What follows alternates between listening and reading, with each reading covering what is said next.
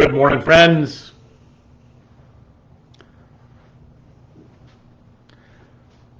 How are you on this wet and cold day? I imagine some of you are finding snow wherever you are. We here in Fall River, we are snowless. It is raining and 50 degrees. So another joy. Good morning. Good morning.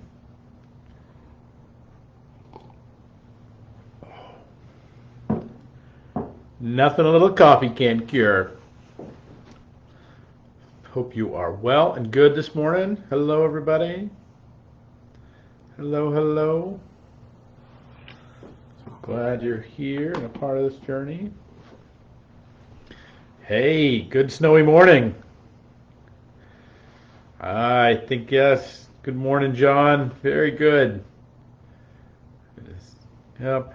The coast, it seems like we here in the coast are getting rain, and I think you're getting just enough place to get a little white beauty.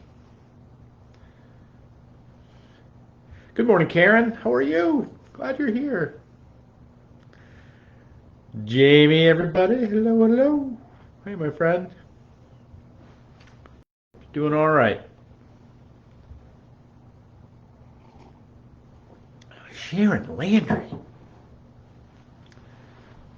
Just rain in Woolwich. Oh, very good. Very good. So,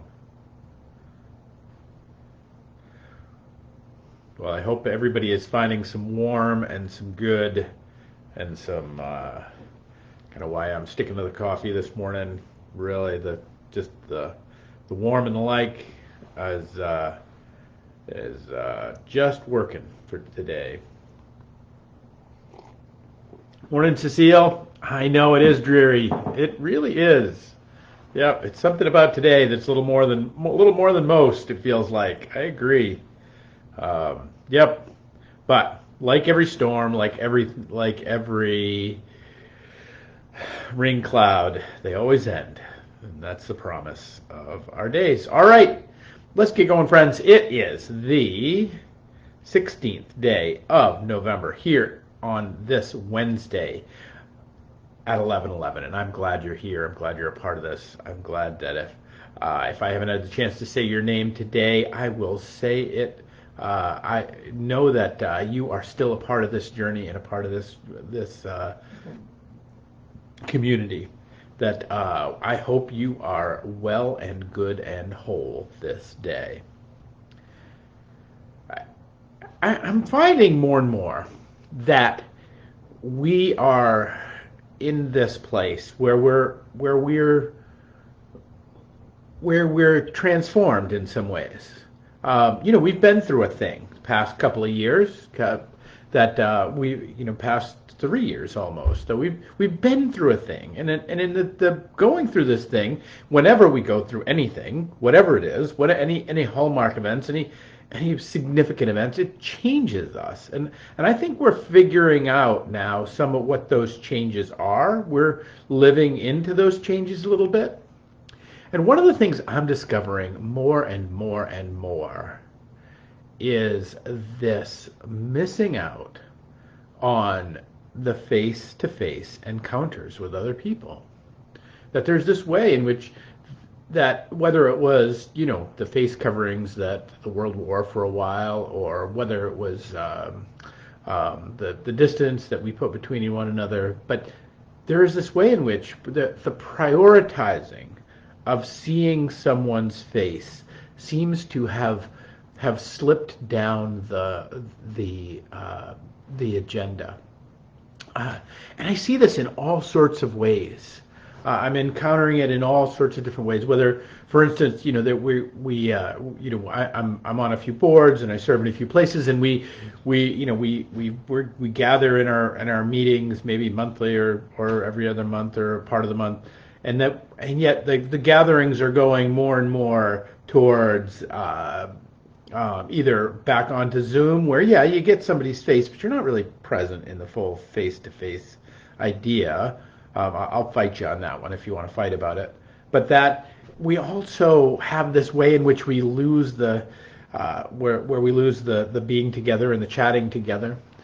We lose faces in with with our digital devices. How often are we sitting with somebody that's in front of us and they're looking down at a phone rather than looking at our face or looking at what's going on around us? We're missing faces, even though they might even be right in front of us. We're still missing faces, and I'm not and it's become even more, finding it even more weird places that I was talking to a friend in the funeral service recently, and what they're discovering now, that there's actually been almost this permission that's been given, in a way of kind of the memorialization of people who have passed, that they're finding people are less likely to come and visit the remains of their loved one that have passed before they're interred or cremated. That they're less likely to even lift up opportunities to celebrate the life that had been in their midst. That they're finding this curious event that happens that's creating this desire to see or to know someone's face is even waning in some of the most critical and most beautiful and most difficult of passages in our lives. The Bible has some things to say about this. In fact, being face to face you could actually read the Bible through the lens of faces. Like, you really could. That how significant it is about whether or not you see somebody's gobstopper or not. And whether or not, and all the incumbent things that comes from that. If you did just a study of that, you would have actually a study of the entire kind of biblical narrative. That God's, particularly in the Old Testament, but again in Jesus, we find again and again that where God's face points, and where Israel's face points, whether we seek one another face to face or whether we are looking away, is indicative of the entire relationship of humanity and the divine. And that's not overstating the case. That again and again we find that even in the beginning of the Bible, that Jacob, when in the great story where Jacob wrestles the angel. So if you don't know, Jacob sends his family across the river, and as he's going to be reunited with his brother Esau. Now, he's done some shady dealings on his brother Esau, and his brother Esau has every right to be mad at him, possibly kill him, and be in the right to do so. And so Jacob is coming to this reunion, but as he's traveling to this reunion, he stops, sends his household and his family across the river, and he stays on the other side of the river alone. And when that happens, an angel finds him, and he wrestles with this angel. He wrestles with the goodness of him. And in the wrestling, he gets his name. His name, Jacob, is transformed to Israel. He is given a new name in the wrestling with God. And in the wrestling with the divine, in the wrestling with God, in the wrestling with the angel, he comes up with the name for the place in which he wrestles. And the name, and he calls it Peniel, which is to mean, and this is Jacob's quote. He says, "For I have seen God face to face, and yet my life has been delivered." That the most transformative, the most powerful, the greatest thing we can do is encounter someone face to face. If you've ever fallen in love, we don't fall in love shoulder to shoulder. We fall in love face to face. In John's second letter, so John, okay, little background on this one. John is the only disciple that dies of natural causes. Of the 12 disciples, they are all martyred in some force. They stabbed with spears, shot with arrows, stoned, pick something, crucified upside down. I mean, there's a whole kind of fun thing. Eaten by bears. I mean, there's all kinds of fun things that happens to the disciples. I don't know if anybody was eaten by bears actually, but whatever. You get the idea. That John's the only one that actually dies of old age and lives as he's trying to shepherd his little tiny group of Jesus followers. And he writes them a letter. And this is his second letter to them when he's trying to get back to them. And he closes it this way. He says, I have much to write to you, and I would rather not use paper and ink. Instead, I hope to come to you and talk face to face so that our joy may be complete. I love this phrase because I think there's something really correct about the fact that we are complete in our face-to-faceness. We are completed when we are face-to-face with another human being. In fact, there's a part of us that is incomplete when we are not face-to-face. The brain researcher Daniel Goleman, who wrote the book Emotional Intelligence and has gone on to do a lot more research around humans and human development, he says that the social brain, the part of our brain which is most of our brain, that is in its natural habitat when we're talking with someone face-to-face in real time. It is our natural habitat. I want you to think about that.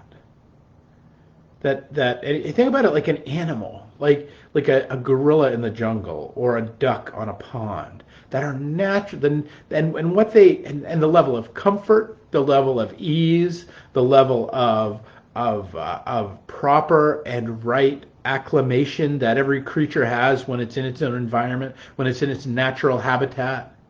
Well, friends, the human natural habitat is to be face to face in real time.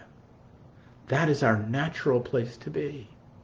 It's where it's and so to say, when we are isolated, when we're alone, when we are kind of doing the digital dance with things, that great power and all the great powers of those things don't come to bear, or they're metastasized, or they're twisted, or they're like McDonald's, they're food without nutrients. They're a part of our lives, but they're not enough of what it means to actually be in our natural habitat. In fact, to be without it is inherently anxiety producing. I mean, if you think about that natural habitat idea of a creature, of a gorilla just laying around, eating bamboo shoots, having a fine day, exactly where they're supposed to be, doing exactly what they were made for. When you are face to face with someone, talking with them in real time, you are in the most right place for who and how you were created to be. Now, that doesn't mean we don't have social anxiety. That doesn't mean we don't have concerns about, those of us who have health concerns. All that stuff's in there. I'm not negating any of that stuff. Both can be true. But it's this notion of when we're face to face, and the way that it seems like the technological world is kind of metastasizing this. It's twisting it around. It's breaking things. And it's one of the reasons I started the whole 11:11 journey, is that we might be you might see another human being, and that if you comment on here, I will try and do my dead level best to say your name, and so that you hear another human being speak your name in a time when we were isolated. Now we just like doing it, so it's fun, right? But in the sense of it, we join one another face to face. And And this gets twisted around, and it gets broken, and it gets and part of the real problems I think we're encountering are the fact that these things are become wildly twisted. When I was in Iraq as a chaplain, I was the head medical chaplain. So we had some of our units were called combat stress companies.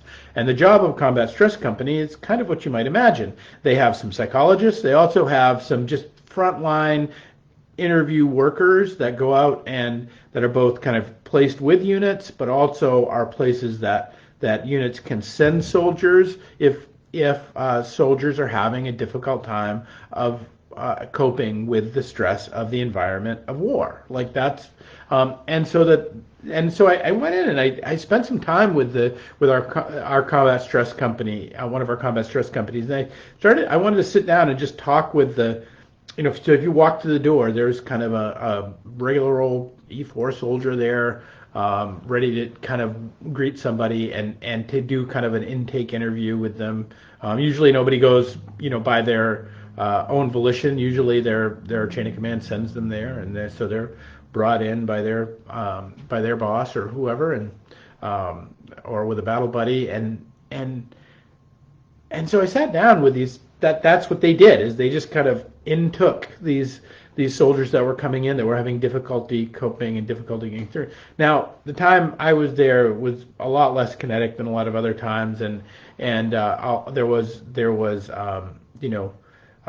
were long stretches of boredom, as is wont in conflict. And I asked them, numerous times and without other people around, and I got the same answer every time. I said, "What's the biggest problem here? What do you see as the biggest problem?" Because it was really the genuine curiosity about how we were shaping care for these soldiers that would come in. And they said, "Oh, Facebook, hands down. So the greatest problem is Facebook." And I said, "Really? Okay. Well, that's one. Facebook's just a technology. Tell me, what does that mean?" And so what they inevitably described was the fact that their soldier could, either go check their email or get online occasionally, and even at pretty remote places, they still could, we could still figure out ways, to get connectivity, and they would see, as a result of what they were doing, something going on with their loved one. Maybe their girlfriend was out and had posted a picture of her having fun, or that they were out and doing things. And there was this way in which, something was going wrong, and they couldn't, and they're 3,000 miles away, 7,000 miles away. They couldn't respond to that, and so there was this way in which there was this, almost as if there was this glass wall where they could not have the face-to-face encounter. Even if they were kind of talking on Skype and they could see each other and they could be there, there was this way in which that to be present with each other in real time actually wasn't happening. And so that what happened was all the natural things that we would do in the midst of that began to become twisted and metastasized and broken, and that they began to turn themselves into psychological knots, that it became a real pain and a real wound. It became anxiety producing, because they were kind of getting some of the mechanism, but not the whole thing. The difference between a healthy cell and a cancer cell is simply its ability to regulate itself. It's simply its ability to begin when it's supposed to begin and stop when it's supposed to stop, and to work its processes throughout its life cycle. There's a lot of technology. There's a lot of the world there's a lot of the decisions we're making with our lives that are arresting this process. Okay, I've talked a lot about this. I think you get my point about what I'm saying, but I want to drive home one last reality of this, and I think it is from the Apostle Paul, because it's so powerful, and it's possibly one of the most beautiful pieces of scripture ever written.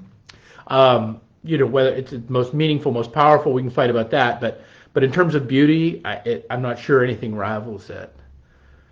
And this is Paul's letter to the church in Corinth, who, again, if we remember about the church in Corinth, they're not always hitting all the numbers. And his letters are often about trying to get them back to a state, of to get them back on the rails, to get them back on the path. And so these invitations of what he's laying out are really about, they're not so much counsels or invective, but they're correctives. They're like, how do I get you back to right relationship with each other? Which actually in the church in Corinth was again the inability and the unwillingness, and often the loss of being with one another face to face. Some people would show up at some times, some people would show up other times. People would miss each other. Some people were richer than others. Some people were poorer than others. They didn't all want to sit together. They're, all problems that we have today. But in all of that, Paul gives them this counsel. He says, love never ends. As for prophecies, they will pass away. As for tongues, they will cease. As for knowledge, it will pass away. For we know in part and we prophesy in part. But when the perfect comes, the partial will pass away. When I was a child, I spoke like a child. I thought like a child. I reasoned like a child. When I became a man, I gave up childish things. For now I see in a mirror dimly, but then face to face. Now I know in part, then I shall know fully, even as I have been fully known. Friends, the invitation to love is the invitation to face life, to being in our natural habitat with one another. And there's a million sneaky little things that are tugging at that. And so our invitation is to simply step into what we know to be our natural habitat. What we know will actually scratch the itch. What we know will bring love and love in abundance. And that is seeking out another human being to as Goldman says, to talking with someone face to face in real time, to have a moment where we might sit together, one to the other. I hope you'll reach it out. Like, and if you're still keeping your world small, that's fine, but doesn't mean there isn't somebody and somewhere, and that we can't be intentional about this, that we can't step into it again and again and again in our natural habitat. Because it'll do all the good things that we need it to do for us. Not because it's and not that it's because it's some panacea of psychological reality, but because it is the way and what we were born to do. It is our natural habitat. Both our natural habitat with each other, in whom and in where we seek to see the face of Christ in another person, but even more so where we seek God's face, where we seek the reality of all that is, and to embrace it and to look at it and to not look away. Because the other part of this is the great line from Hemingway, from Robert Jordan. He said that it is better to face the bear than to look away. Gosh, only Hemingway can write like that. Like, it's better to face the bear than to look away. That even in the difficult relationships of our life, even in the things that we harbor ill will or difficulty or with God in, to see and to live and to know face to face is still the most beautiful, most gracious, most grace-filled thing you and I can ever do as created children of God. So my hope for you is that you'll step into that. My hope for you is that maybe you'll get your wrestle on if you need to, But in it you will be given your true name and your true identity, and in it you will find God face to face. Maybe you will find those in your life in whom your joy can be complete. Because isolated and alone, we are not fully whole. We are not fully who we were meant to be until we are sharing it with another. And we might step into the reality where love never ends, and where God calls us through maturation, through love, through grace, and through peace to see Him face to face. And all those who've gone before us that we love as well. And that in that moment, when we're drinking coffee and having a laugh and knowing someone in real time, we might know then that we are fully known. All right, friends, that's my hope for you today. I pray that you have a great day and that peace and grace be with you, my friends. We'll pick it up tomorrow with another 11:11.